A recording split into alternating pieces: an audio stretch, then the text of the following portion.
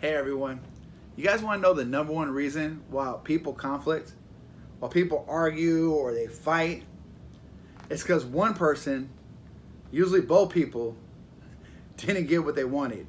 They didn't get their way, so they got mad and they ended up being in this conflict with each other. You know, every war that's ever happened is because someone didn't get their way.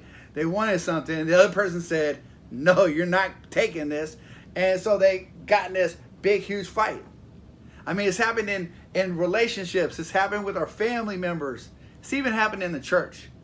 And James, in chapter 4, verse 1, he opens up about it. He said, what causes quarrels and what causes fights among you? Is it not your passions that are at war within you? When we have passions or pursuits or things we want them so bad it's like we could taste them and we go for them. But when somebody tells us no, all of a sudden it's like, what? And all of a sudden we get mad, we don't get our way. All of a sudden it bubbles up our emotions and we get mad and we get arguments and conflict, and the other person is the same way, and it doesn't help. And he says, you desire, but you do not have. So you murder. You covet, and you cannot obtain. So you fight and quarrel. Let me ask you something. If both people in the party decided, hey, you know what? Let's see what God has to say about it.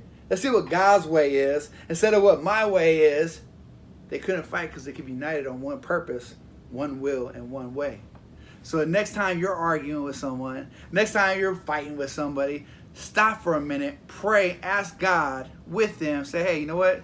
Instead of what we want, why don't we find out what God wants? And let's follow him instead of us.